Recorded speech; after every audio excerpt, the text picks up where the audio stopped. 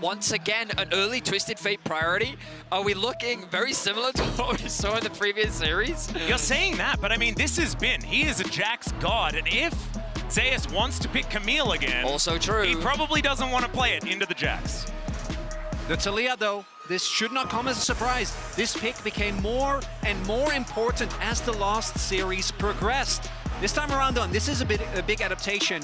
They've shifted away from the Kench and instead moved towards the Nautilus. I think that this combo is a lot stronger. Farming Nautilus can actually be a reliable frontline. Elkanondo gonna get what they want, and I think for BLG, this is the core of when we see them be the best, even within this tournament. Aggressive early bot lane, Knight has an impact towards that bottom of the map with the Taliyah roams. We'll see what Sean is able to pick up here. Yeah, exactly. And I think, like, we've seen this exact matchup in the bottom lane in the Gen G series, right? And I hazard to say that Gumayusi Keria will probably play it a little bit differently to what we saw from Pays and Lahens as well. So probably some lane swaps to come through, but we'll see exactly how it is going to round itself out, as KSante going to be the lock-in. T1 allowing BLG to ban more mid laners, which is a bit frightening. Guys, this is looking eerily similar to literally game one. Yeah. There are obviously the Tahm Kench swapped out for the Nautilus, the Vayne ban now coming through. But there's the Camille as well, so a little bit more focused towards the top side of the map, trying to set up Zeus for a comfortable laning phase. But wouldn't surprise me if BLG go for an early swap. We've been seeing this a fair amount when they do draft the Kalista plus the Renata, but it depends on what that top lane matchup is. Is the Nidalee actually going to be banned away? Remember that it was Shun that actually brought this out in their series previously. A lot of teams respecting Canyon's introduction of the champion to the tournament. There's the mid lane ban you were talking about, Atlus. The core kills are going to get taken away.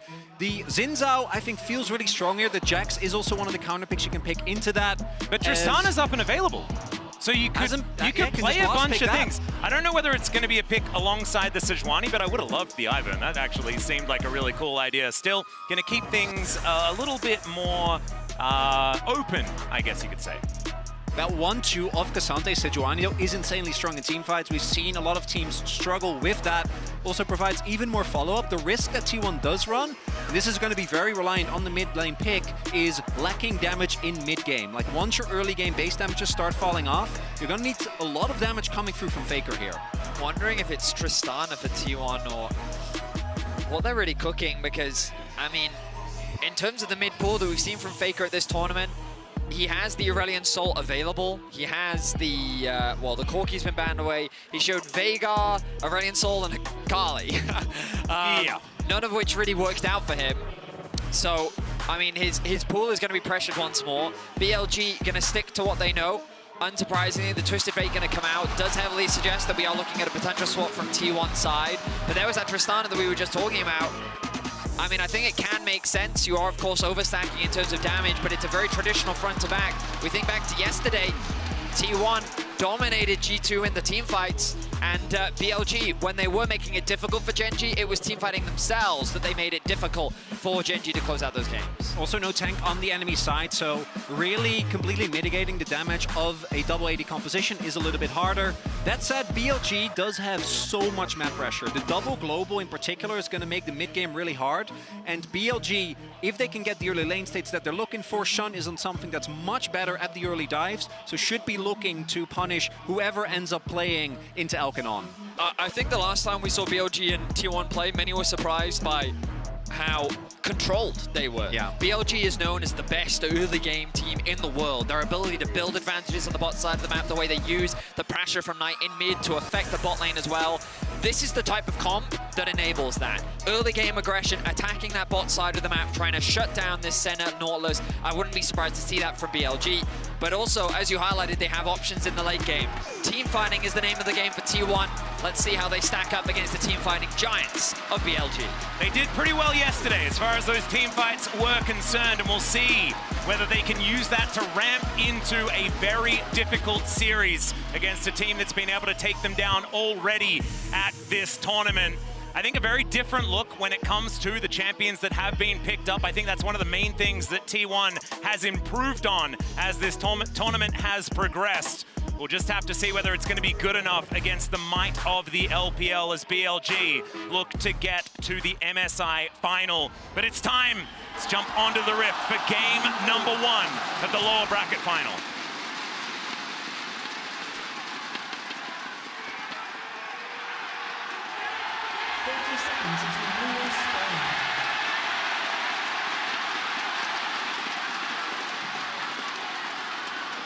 I tell you what, gentlemen, Chengdu is full. Like, this is we are packed. Full. What is it? Pretty divided as well. They are, because when they were doing warm-ups, it was actually BLG was louder, but not by that large of a margin. And Faker's had a fair amount of time to build up a fan base. Yes, so he's been around for a while. When I was casting the LPL, Faker was already extraordinarily famous in China. Yeah. So that was a long time ago. Well, let's see how he stacks up today. He obviously had a much better series against G2 yesterday, but there have been question marks around his performance at this tournament. Early vision invested from BLG.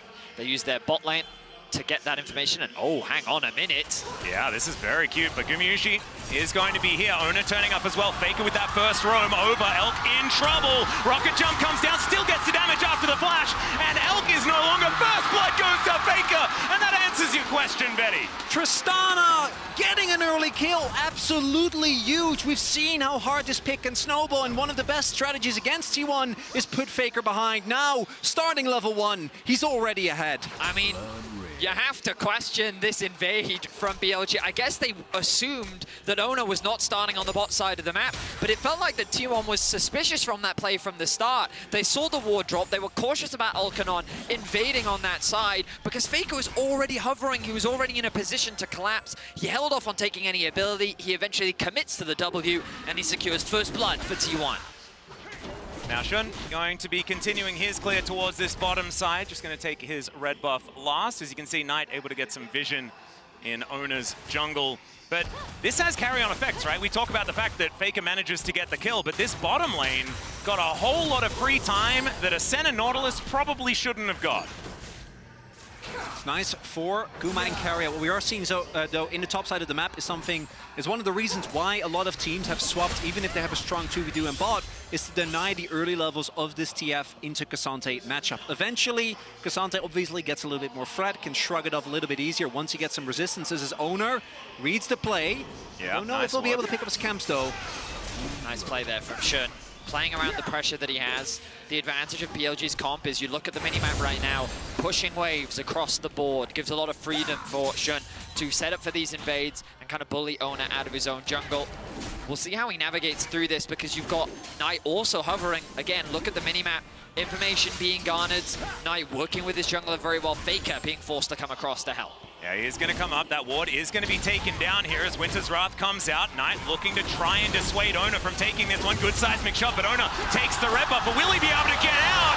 As it is going to be the kill going over to Sean, but Faker's going to be there. It's a cute flash, but it ain't enough. And now the rocket jump's been reset, and Faker gets back to the lane. That's a second kill now for the Tristana. Faker hasn't even backed yet, but he is sitting on almost 1,400 gold. And BLG, I understand that the power of Xin Zhao early, you want to try and utilize that, but it takes so long to take down the Sejuani. Keria gonna get hand shook back. That's a really cute buffer on the anchor there, and is able to get back to the turret. Everything's fine, but some health bars a little bit lower on T1's side. I mean, this Tristana is getting accelerated. Faker, a player that BLG tried very hard to shut down in their previous series, is in a great position right now. And this skirmish in the early game, you kind of expect Knight and Xin to have the edge. The stun comes through onto Oner. He gets melted down pretty quickly, but the damage is enough. Faker's able to get the full bomb proc onto Xin. He tries to flash away, but the auto attack is already buffered. And then Faker says, you know what, I'm not going to overcommit. I'm going to take my double buff, and I'm going to go back to mid. Crucially, in these early fights, Sejuani's damage is actually pretty respectable. Oh, yeah. The amount of burst you have with W, plus the damage on your E. The permafrost, right? Yeah. There's actually a pretty decent amount of damage that comes out. Faker. Yeah, going to be able to buffer this time around, though. It doesn't work like Valkyrie, which is pretty good, because the last time we saw the Taliyah picked up by Knight, he was absolutely phenomenal but it was into Faker's Corki. A little bit different here than the Tristana. Not something that Faker's necessarily known for, but because Faker's been around so long and so has Tristana, you could imagine he's probably got some reps, you know? Oh, yeah. I mean, it's kind of at the point in his career where kind of what isn't he known for? Yeah, it's a good point. And he has phases. Again, questions around his individual performance have definitely arose so far in this tournament, but he seems to be finding his form, and what better way to start this series against BLG than 2-0 up against your lane counterpart. Now, the gold still favors BLG. We can find those advantages in the top lane and towards the bot. Naturally, you're going to imagine that Elkanon will passively just gain a small gold lead just because Keria is the one farming in that 2 versus 2. Along with the Twisted Fate passive, having the advantage in that matchup as well, you can see 12 CS up combined with the passive is giving Bin a pretty healthy lead. So T1 aren't in any significant control in the early game, but it's the mid game that we're most cautious about, right, Cronicler? Because that mid game is when those global come online. That's when BLG is going to have a ton more map pressure. And we talk about BLG and the way that they utilize that. T1 does the same. The desk was highlighting this as well, that both of these two teams actually have a lot of similarities in how they play the map. And while in the 2v2, Oner and Faker have been able to do pretty decent, it does mean that Bin has so much space and really gets to push the envelope in this 1v1. And we've seen now the neutral objectives get traded. First grub is going to go over to Oner here. You can see that BLG are moving up to see about a contest for Gumayusi in the area, and it should be the 3 of the grubs going over. And I think when you have a Tristana, this is the priority that you want. However, Oner going to be able to grab this before he assaults over the back of the pit. Buster shot and flash going to be utilized as now Faker doesn't have that for the disengage, and he's going to get thrown back. Now the shutdown should come through, and it's Bin that collects the gold. We talk about the map pressure, and we immediately get an example here from Bin. Really nice collapse from BLG. They'll say, fine, you take the grabs, we'll take the kill.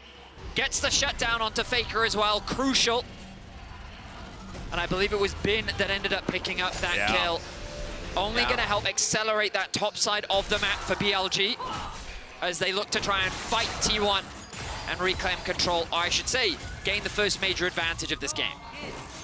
The grubs also feels like more of a denial. I think there's a lot of comps where you get the grubs and they feel like a really good offensive tool. In this case, though, that's not going to be the case, as Faker here, the moment that the ult goes down, feels that he's in great danger, and unfortunately, even with the flash, just doesn't have the time to get out. I think he does all the right things. I think he flashes with enough buffer time. I just don't think he was expecting Knight to also flash after him, because the moment Bin comes through with the ultimate, you think he's in a bit of danger, but that commitment from Knight really helps secure that kill, so nice play as the hook connects. Yeah, gonna land here on to On as they do invest even the ultimate from Keria. The root is going to land as now Faker coming down towards the bottom side. Oner's here as well. On is in so much trouble. Level 6 is gonna be there for Elk. Fate's call comes out now and Knight is gonna turn up. The flash comes in, but Oner's still able to get the kill. The wall is gonna block him, so they will take down the Sejuani. And now Gumayusi coming in will not land the snare. Gets the piercing darkness over, but I don't think T1 to get anything else as Shun is making his way down. We'll see whether the Xin Zhao can get things done, but it looks like he's a little bit too late in T1. They should be able to get themselves out of this, but still BLG with control of the map. Knight using a fantastic ultimate to prevent this bot lane from falling so far behind. Such a good commitment from Gumayusi and Keria to set up that play initially, but Shun is still hovering around. He's hunting for more.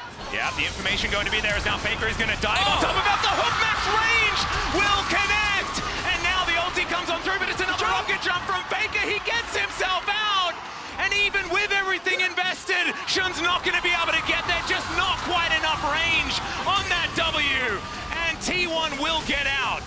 BLG feel confident, they think that they see the trap, that they're able to outsmart, but the burst is simply too much. Elk ends up going down immediately, and it takes a little bit of time for On to actually get there. I mean, T1, they're happy with that, but BLG are not saying no for an answer. They're not taking no for an answer, they're looking for another dive. Should be a 3v3, but Oner a little bit far away from the rest of his team. Keria just looking to keep things farmed up. He's pretty tanky here on this farming Nautilus, as we know can be deceptive if you're used to him just playing support, so they're not going to go for the dive just yet. Yeah, the wave was thinned out enough, but T1 really want to base, and another wave is crashing.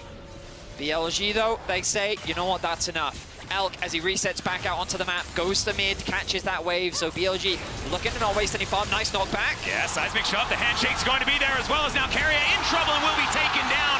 Knight secures the kill underneath the turret, and Gumayusi just had to watch. A full sense of security there for Keria. Feels like he's tanky enough. sees Knight, sees On, but still gets caught by that seismic shove. Really nice pick that also, again, puts BLG in a gold lead. I feel like Faker's had double buffs this whole game, and now he's going to jump on top of Elk. 50% of his health bar has now been taken down. That's true. Is he jungle? Is he the jungler? Really? Yeah. I mean, the double buff is giving him a nice lead. In terms of farm, he's a little bit behind that of Knight, but his impact on the map is definitely being felt. We know that Bengi was always described as Faker's right hand, and now maybe Oner is really trying to take that to the next level. Well, it's a dive mid. Yes, cleanse. Yeah, there is the ulti. Immediate cleanse does come on through, but I think there's just going to be too much damage. Explosive charge will be able to get it done.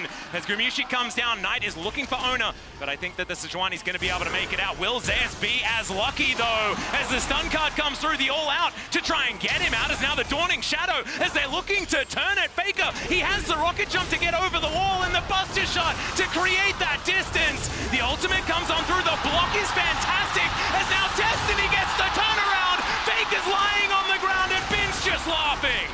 It's the jump from Faker getting interrupted. Oh, seismic shot going to be avoided, but it does not matter. Knight is now on the board in the skirmish, and BLG looking fantastic in the top lane. T1 thought they saw a moment of weakness, but BLG outfight them in the skirmish. I love game one already. A back and forth brawl between two incredible teams. T1 with some early game aggression that, based on their composition, you would not expect. This is more of a scaling, front-to-back teamfight composition. They want to avoid these early skirmishes, but after finding a successful dive in mid, it was Bin that was finding a nice trade in the top lane. Shun is hovering around, and they're ready to set up a kill onto Zeus. He pops the ghost immediately, and then the collapse is coming through. The all-out has to be committed by Zeus to get closer to his team, and the idea here from Faker is brilliant. Knocks Bin back to set up for the bait, but look at this third hit from Shun. Yeah. Beautifully timed, interrupts the jump from Faker, no reset for him, and then the chase comes down. The combination of the knock-up and Shun's ultimate splitting up that fight, not allowing the rest of T1 to get on top of Bin. BLG, really big win there. Knight, even without with his ultimate in mid, not hitting, doesn't matter, immediately teleports towards the top half of the map. And I love that we came into this talking about the mid laners. Right now, both 5 out of the 6 for BLG, 5 out of the 5 for T1 have involved those two players. Faker's impact is definitely being felt, but Knight, the fact that he's been matching this aggression as well, utilizing his TP to try and control Faker where he can. This is where Faker currently has an advantage, but you look at the level difference, Knight pretty much a full level up thanks to the farm advantage that he's gained. And this is the crazy thing about this series, is it's really bringing us back to the first time we saw these two teams, and the fact that Taliyah just looks so incredibly broken in the hands of both of these players, but right now it's only the example of Knight, who's just looking phenomenal on this pick. BLG really off to a great start, but the gold doesn't really tell the true story here of what it feels like in this game with the advantage that they picked up. Still a lot of opportunities here for T1 as Keria underneath this turret by himself and should be able to just pick up all of this farm. Oh, there was a lot of levels to that. Because of the double TP, I think T1 was setting up a bait where Keria just hooks in, pretends that they don't know about the ward, that they don't know about the imminent dive. But BLG, they suss it out. Don't over-invest into diving when those summoners are up, and nothing comes of it. I mean, it's important to recognize that while the gold lead is in favor, I have to say, possibly a bit of an engagement here. They just want the bait's call as they're going to hold on to it. You can see that Elk, he had his finger on the R button, but didn't need to use it here, so T1 not going to be able to collect that cooldown that they were looking for. It definitely felt like they were fishing for some summoner spells there. T1 not fully committing to the play, but also maybe opening up an opportunity for the Herald. But now that's gone. BLG held their nerve, and now it's Shun on the aggression. Yeah, a bit of a face check there as now Gumayusi might pay the price for it. He's going to have to walk over. You can see Faker's just backing. He wants to get out of there, but he's going to cancel it as now the threaded volley comes in immediately. There's the buster shot, and now Gumayusi has to flash. Hostile takeover, not going to land onto anyone, but On is still going to be there as he dives forward. They're so incredibly low. Both of the AD carries go down, and Shun gets a double underneath the turret, but now it could be T1's time as the all-out comes in, and Zeus is going to do the same thing. Collects a couple, and now Bin tries to answer it as the rest of BLG collapse. And Keria, can he turn it around? The flash forward, he locks it up, and now Oner is there. They're going to be able to get the triple kill for the Nautilus. It's a brawl in the top lane as T1 find an ace. An incredible exchange. but BLG falls short at the end of the fight. Screw lane swaps! Give me all games of this! Yes, this is what we need. And this is because I feel like Nautilus it leaves a bad taste in the mouth of a lot of T1 fans. But Keria just carried that fight. Oh man, just amazing. We used to say in the LCK, imagine if he had a real support. Well, he does in this game, as now Faker able to get himself out of the way of Xun this time around. He's been involved in 8 of T1's 10 kills, 3, 1, and 5. I don't remember if he had the Frozen Heart prior to that fight, but if he did, it really helped. I mean, we look back at this, and it's Guma that gets caught initially. So Guma tries his best to store, and you see some hesitation from T1. Do we want to try and make a play here? Do we want to save Guma? Really nicely done by Oner to hide the ultimate, meaning that Guma ends up going down, and crucially, Faker gets taken down due to jumping through. Xun gets the kill, but the double TP from T1 turns the fight. And BLG, they're very low health at this point. It's an easy cleanup for T1, but they have a numbers advantage. So they think as long as Bin can buy enough time, and he's able to do that. The shield comes through from On. He's able to get that initial kill, but then Keria actually kills On the backside. But this flash from Keria, the root into hook, and then the Senna ultimate is really the icing on the cake that brings the whole fight together. Against these two tanks, Elk just didn't have the durability, the mobility to get out of that situation. And what I love the most out of that was Keria's acting. Because he's like, he does that walk where he's like trying to get to the brush because he doesn't want to die. That feels like what he's doing, but Oner is there. He doesn't go back like a lot of people thought he might have because his health bar was so incredibly low. And then the immediate flash afterwards to deny the reaction. Really, really cute stuff from Keria. Even though that was a lot of chaos, when we look at it, the gold lead that BLG had has now shrunk to only about 200. And T1... That's a 2K gold lead for Keria. Well, I mean, it's the Senna situation, Betty. Let's not get too caught out. That said, though, even when you compare him to Elk, right, he's going to be feeling amazing in this. They also picked up Herald, and they picked up the mid lane turret, so a lot of extra map control, and it's important to, again, rephrase, BLG's comp at any point is going to be insane at catching people inside lane. But T1's comp, when it comes to the straight-up 5v5, they're going to be feeling amazing right now. I mean, we've casted a while now, all three of us. We have. Beefcakes is the word we would use to describe T1's With Senna! Double Frozen Heart with a locket on Oner as well.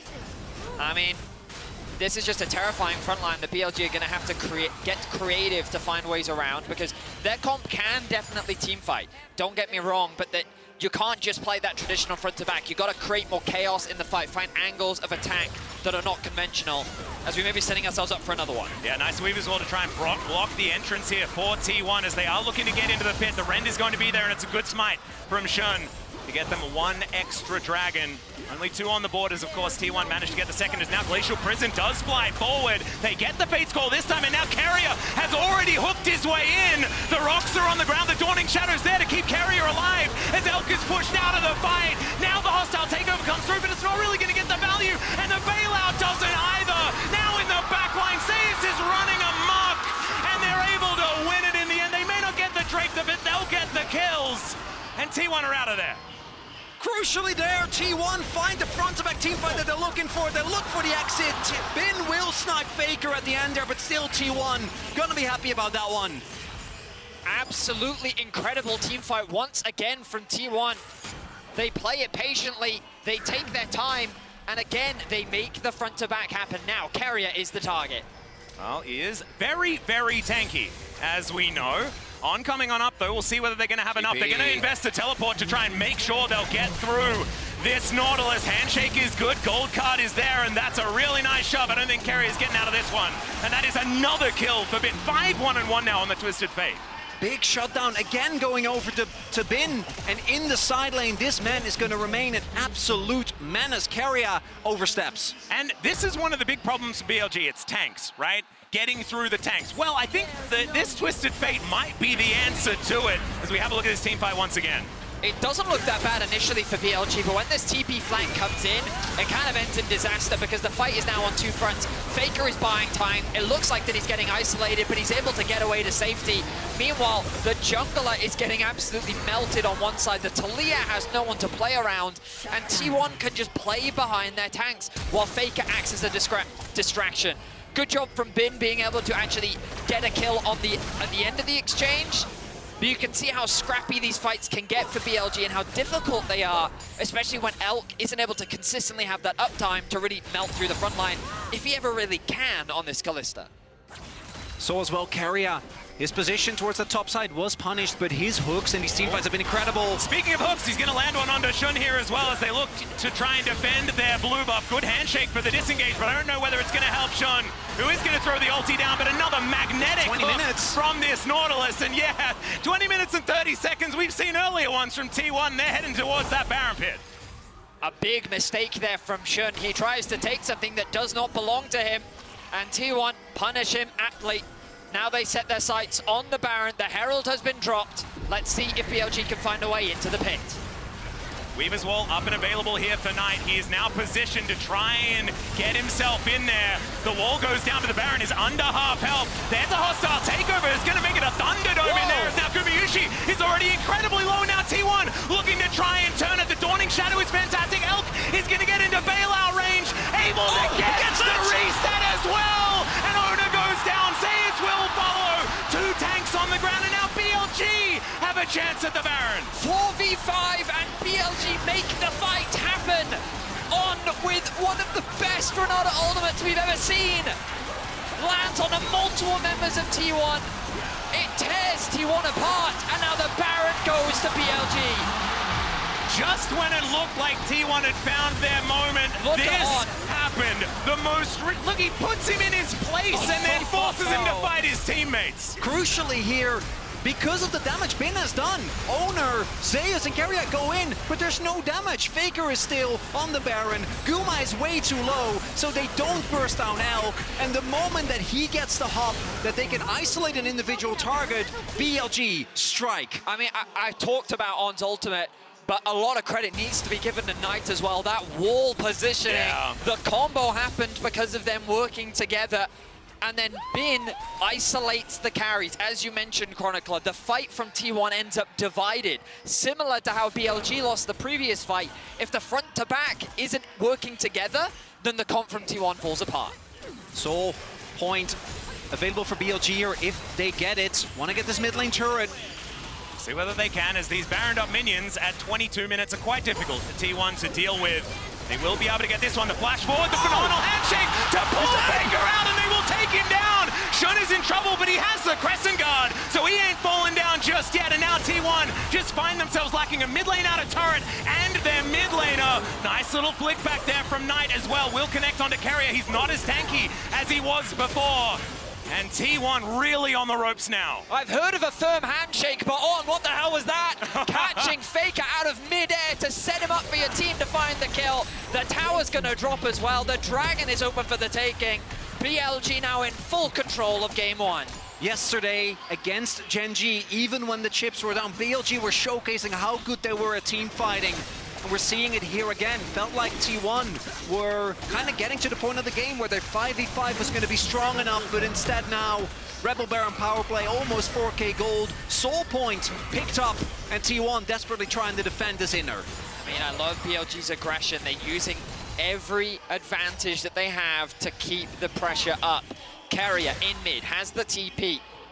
All 5 members stacked from BLG. Here comes the ultis. Yeah, hostile takeover comes in. They just want to get Zeus out of the fight, but he is able to move far enough back. Because now the wall is going to be deconstructed still. This inner turret's going to fall down, and BLG got exactly what they wanted. 5 turrets now, as before that Baron, it was 2 to 3 on that count, and 4.5k on the Red Bull Baron power play. Just excellent zone control from BLG.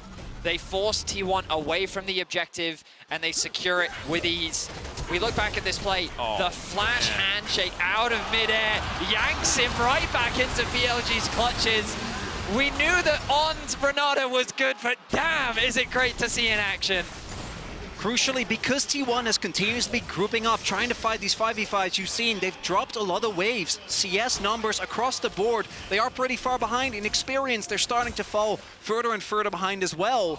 Meaning that right now, they just need to desperately try and hang on, get to the point where these leads don't mean as much, but I don't think BLG is really going to give them the time. They have a couple of moments of respite as about 2.5 minutes away from the Baron and the next Drake, but that's going to be, both of those are going to be must-win fights for T1.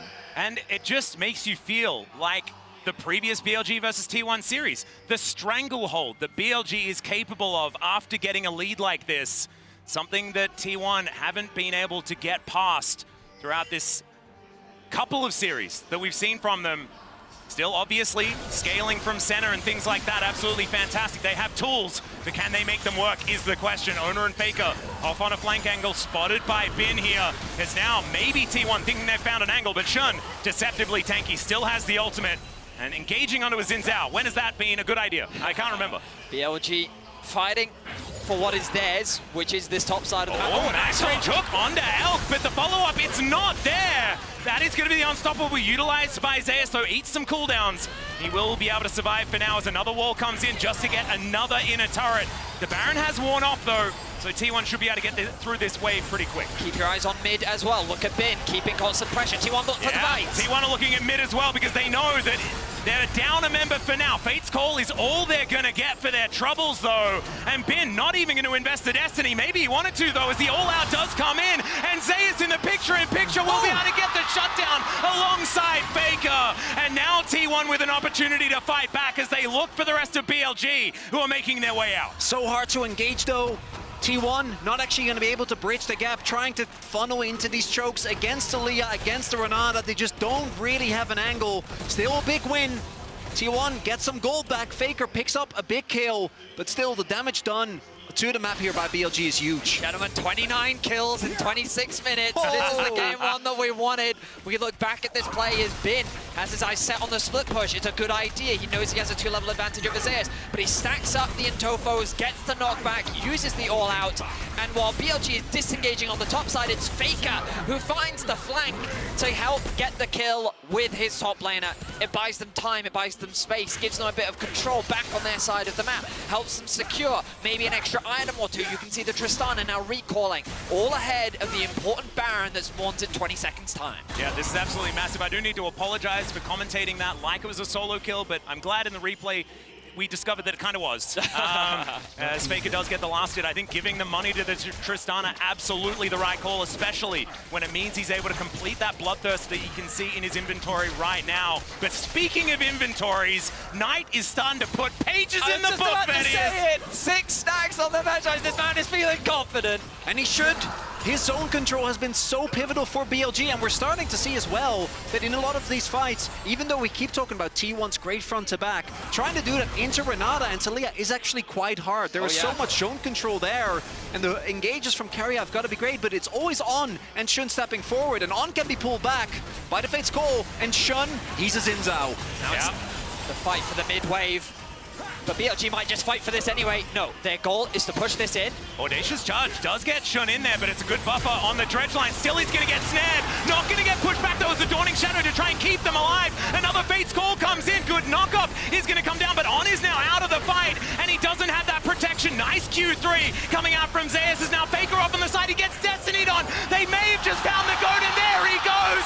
Elk locks down the kill, and now T1 are scattering to the wind. That's the pick that BLG may have needed to secure at least this soul, but maybe even Baron. The ebb and flow from BLG, the beautiful Shun kites back, draws the attention, and meanwhile on the flank, Bin finds Faker again. The fight's not over just yet though. T1, 4 members still alive, want to fight their way into this dragon. Well, the dragon is going to be secured, and now Knight on that flank angle. That's not the hostile takeover that they were looking for, as now Zeus will be executed, and BLG like a freight train are mowing down T1. The gold card in hand is Gumayusi trying to slink his way out. He will do so, but the map belongs to BLG. T1 quite literally gets stuck between a rock and a hard place, and BLG wipe them out once again with the soul secured and the base in their eyes. BLG is confident to try and take game 1. And try to end here. Still 20 seconds on the front line. Only Oner stands, but I don't think he's tanky enough. I don't think so either. They're going to try a last desperate play, but it's another shove. Don't let this man have Taliyah. Knight is just too good on this pick. Another one comes in, and the Nexus will now go down. T1 on the floor and BLG on the board. On might just be the best Renata in the world. I mean, him in conjunction with Knight, their plays throughout this game were incredible. Absolutely incredible. A joy to watch. Faker had a great start to this game, but that duo just shut him down. Can buffer a lot with Tristana, but Yes. there's limits. And Knight and On showed those limits. The Taliyah, it was such a pivotal pick. Has been... That's why people love him, showing off the 3-0. And this first game, even though in the early game we saw T1 fight back, once BLG got those mid-game fights, didn't feel like T1 could really fight back. Certainly didn't. But ladies and gentlemen, don't forget to log in to lolesports.com using your Riot ID to earn exclusive MSI 2024 drops. And now it's time to head over to the analyst desk to break that one down and give us a